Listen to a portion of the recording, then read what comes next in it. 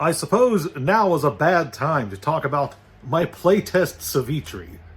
Hey kids, welcome back to the channel. I'm Uncle Frank and I'm hoping that you are having a great day.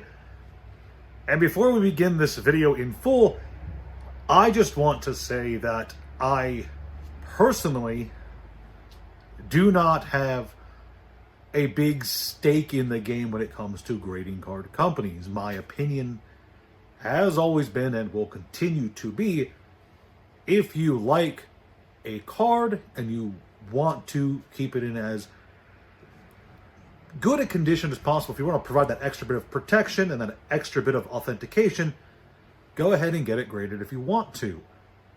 Now, with that being said, over the last 24 hours or so, it's come out that potentially several Pokemon playtest cards that were graded and authenticated by the CGC grading company were likely printed in 2024.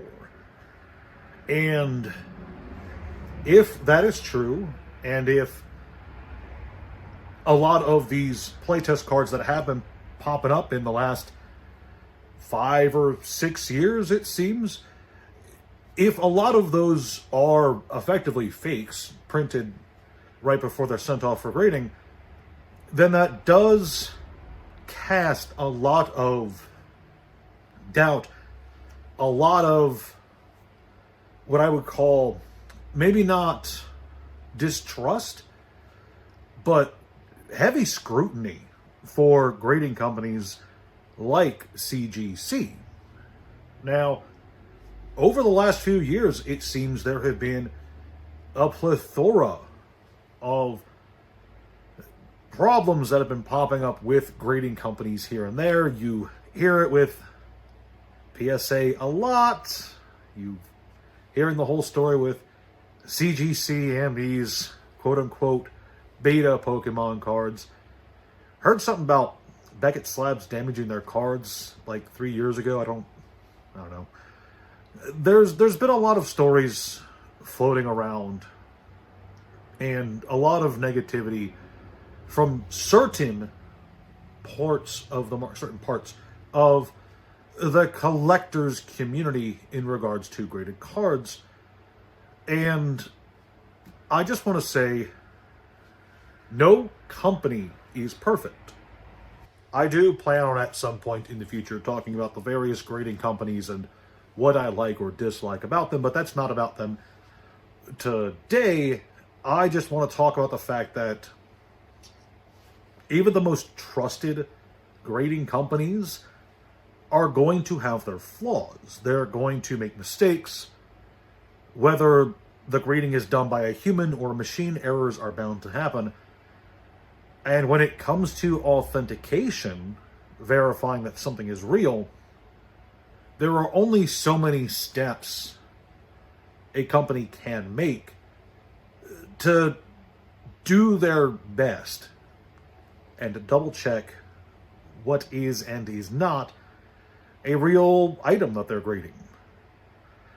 I'm sure with this news popping up and a lot of people talking about it, potentially in the future, CGC will look into scanning printer dots to see if there's a way for them to figure out when a card was printed. It's an interesting concept to think about, honestly. But more importantly, I believe scandals like this recent Pokemon one and like a lot of the PSA complaints that people have had over the last few years, I believe that these are good overall, and here's why. They give these companies, these grading companies that are supposed to be they're supposed to be the entity authenticating and verifying the condition of the cards, comic books, games you send them. And when they do make mistakes, it's important to call them out so that they're on their toes and that they are constantly striving as companies to be better.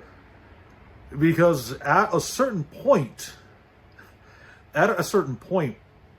they'll lose enough trust that nobody's going to do business with them. This Pokemon situation, you guys need to understand Pokemon cards are an absolutely huge part of the collector's market. Not just cards, but video games, magazines. Old VHSs are starting to sell too. I noticed that a while back. People spend a lot of money on Pokemon items, toys, cards, games again. People spend a lot of money, and a lot of these so-called playtest cards, they've been selling for tens of thousands of dollars in these CGC slabs on eBay. That is a lot of money for something that turns out to be fake. And if enough people find out that the cards that they've spent this money on, if they find out that they were actually fake and that CGC verified fake cards, they're going to be monumentally upset. It's said that in life, you don't mess with a man's house, you don't mess with a man's wife, and you don't mess with a man's money. And a lot of people who spent a lot of money on cards that were just fake in the end, trusting that CGC would do their due diligence to make sure that these cards were real, they're going to be very upset. And that's going to do a lot of damage to the trust that the wider community has in companies like CGC, PSA, etc. But, as I said earlier, ultimately I think scandals like this are a good thing. Not that I think a bunch of very expensive cards turn out to be fake is a good thing. That's not what I mean. Just so you guys know, don't go clipping that and take it out of context.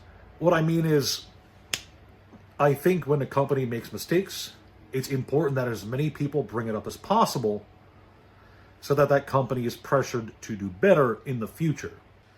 And a lot of these collectors, not only is this going to be good in terms of putting more pressure on the grading companies, but a lot of card collectors are going to be much more skeptical and much more critical of what items they're picking up and adding to their collection, because there's going to be a lot of doubt now in regards to those beta and playtest cards. Everyone's going to be second guessing whether or not the given playtest card they bought, they're going to wonder, is it real? They're going to want to try and find out to the best of their ability. And I can relate to that. After all, again, like you guys saw earlier, I do have this little thing. I didn't spend tens of thousands of dollars on this, don't worry. But, I am going to go ahead and second guess this now. Like, is this an actual authentic playtest card, or is this just something that somebody printed out and had slabbed?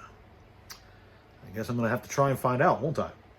At the end of the day, I suppose all I can really say is I encourage people to be a bit more skeptical and a bit more cautious when it comes to what items they're picking up for their personal collection, as well as what cards they're buying just to try and flip and resell down the road, because, it's not like fake cards being graded is new. It's happened for years. This is just one of the louder incidents in regards to it.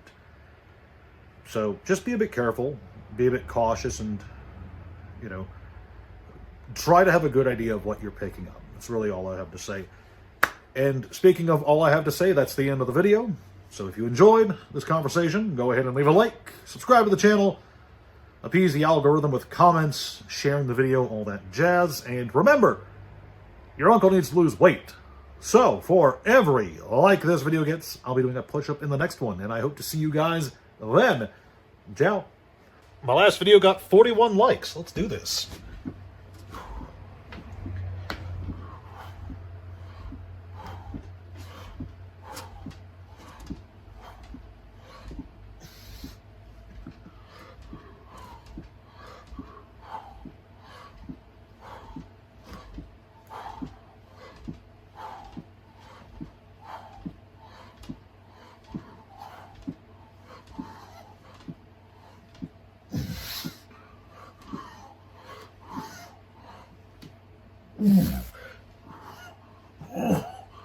Oh, 37, no!